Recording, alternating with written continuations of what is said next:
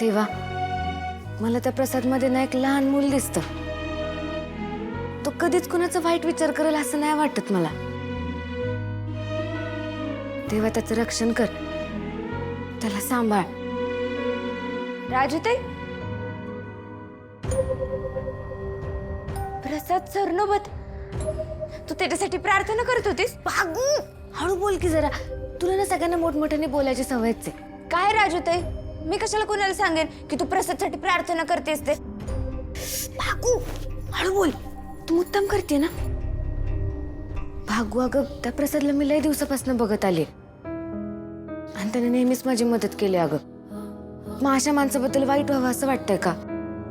आणि कोणाची मदत करणं नाही काही लहान काम नाहीये. आणि अशी माणसं लय कमी आहे त्या जगात. त्या माणसांच्या रक्षणासाठी आपण प्रार्थना केलीच पाहिजे ना. हा, करायला तर पाहिजे. मी कुठे नाही म्हणले. प्रसाद खरंच भारी माणूस आहे, त्याला मी उत्साहात पण बघितलंय. पण आता दादा त्याच्याबद्दल काय ठरवतोय काय माहिती.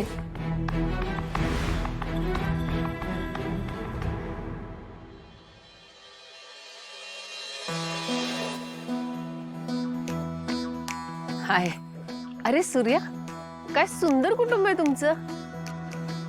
म्हणजे आजकालच्या जगामध्ये जॉईंट फॅमिली असणं, सगळ्यांनी एकमेकांना एकत्र धरून राहणं खूप दुर्मिळ आहे. काय ना मॅडम, मनात असलं ना की सगळं जमत. तुम्ही अल्बम बघितला का? हो, पण एका फॅमिलीमध्ये सगळीच माणसं एवढी गोड कशी काय? आणि तुम्ही सगळे इतके निरागस कसे? म्हणजे घरामध्ये एक तरी माणूस हवा ना की ज्याला जगाचे छक्के पंचे कळतात. नाहीतर या जगात टिकणं मुश्किल आहे. मॅम, आमचा ना चांगुलपणावरती खूप विश्वास आहे. अवतीभोवती काटे जरी असले तरी फुलं कधी सुगंध द्यायचं थांबतात का? मग आम्ही तरी प्रामाणिकपणाने वागणं का थांबवायचं? खरंय, तुमच्यासारखी माणसं आहेत म्हणून हे जग अजूनही सुंदर आहे. मॅम, पण तुम्ही अल्बम का मागून घेतला होता ते कळलं नाही मला. काय ना, मला जरा जॉईंट फॅमिलीचे अल्बम बघायला आवडतात. म्हणजे अशी माणसं एकत्र एकमेकांना धरून राहतात, आनंदी असतात. खूप आवडतं मला ते सगळं बघायला. बरं चला निघूया का? हा, चल.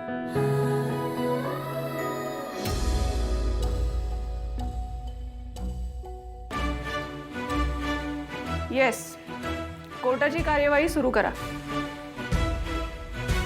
माय लॉर्ड, या केसमधील महत्त्वाच्या साक्षीदार मालन निंबाळकर यांना मला काही प्रश्न विचारायचे. तर त्यांना प्रश्न विचारायची परवानगी असावी. परवानगी आहे. मालन निंबाळकर,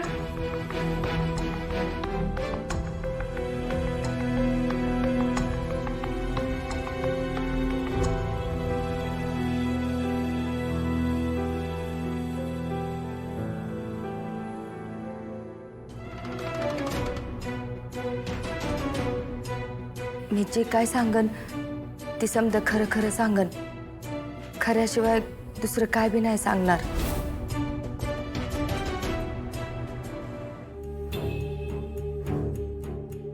तर तुम्हीच सौ मालन जालिंदर निंबाळकर ना? Y, sorry sorry sorry. नाही म्हणजे या नावानं तुम्हाला बोलवायची परवानगी आहे ना? का तुम्ही Kusumavati Hanumant I object your honour. वकील साहेब, तुम्ही मुद्दा सोडून का बोलताय? हे बघा मॅडम, मला थोडा वेळ द्या. My lord, I assure you, या प्रश्नातून आपल्याला नक्कीच काहीतरी केससाठी महत्वाचं असं समजेल. Objection overruled. Thank you madam. आपण त्यांचं म्हणणं एकदा ऐकून घेऊया. कालिंदी मॅम. येस परांजपे.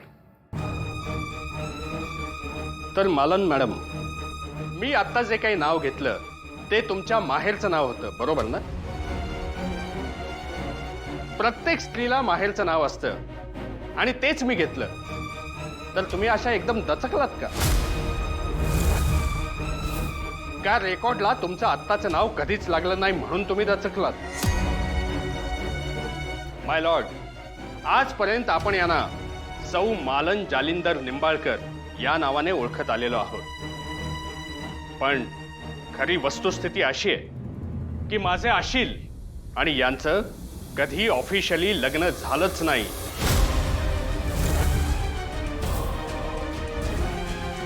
या माझ्या अशिलांच्या घरी त्यांच्या दुसऱ्या पत्नी म्हणून आल्या खऱ्या, पण त्यांचं नातं कधी ऑफिशियल नव्हतंच.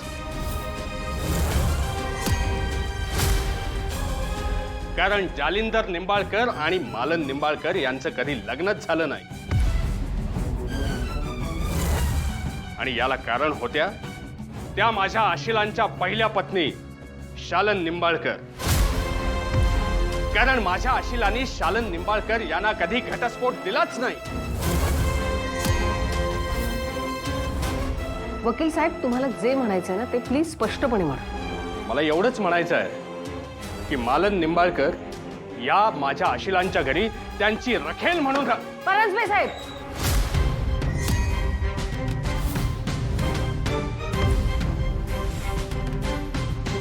आपण कोर्टात आहोत. कुठल्याही महिलेबद्दल अपशब्द वापरण्याच्या आधी एकदा विचार करा आणि मग बोला. मी पूर्णपणे विचार करून बोलतोय आणि यापेक्षा सोफेस्टिकेटेड आणि सोबर शब्द मला सापडला नाही म्हणून मी तो वापरला. माय लॉर्ड, मला फक्त असं म्हणायचंय की जी व्यक्ती जिचं या घरासोबत काहीही लीगल नातं नाही तिच्या साक्षीवर आपण किती विश्वास ठेवायचा. या साक्षीदाराची क्रेडिबिलिटी ती काय?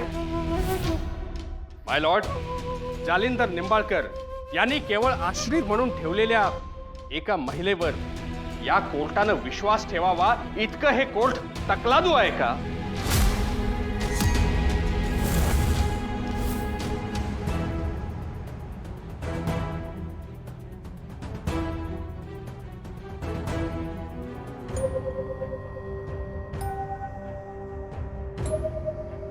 राजूताई, अगं मी कधीची थांबली जेवायची, तू जेवणार नाहीये का?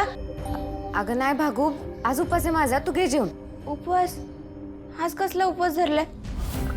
ते अगं राजूताई, मला लय भूक लागली. का धरलाय उपवास सांग की. अगं बरं जाऊ दे, तू उपवासाचं तरी खा. चल. भागू ऐक की, आज माझा निर्जळी उपास आहे. निर्जळी का? प्रसादच्या आयुष्यासाठी. अगं म्हणजे आज प्रसादने जर डोळे नाही ना उघडले तर त्याला हॉस्पिटलमध्ये घेऊन जावं लागेल. तिकडे त्याच्या मेंदूवर शस्त्रक्रिया करणार आहेत म्हणे. त्याच्यात तर लई धोका असतो. मला ते नाही होऊ द्यायचं. आधीच त्याच्या जीवाला धोका आहे. तिकडे गेल्यावर अजूनच वाढेल आणि त्यात त्या शशिकांतला मोकळं रानच सापडेल. ताई, जरा खायला दे की ग. लय उपकार होत्याल.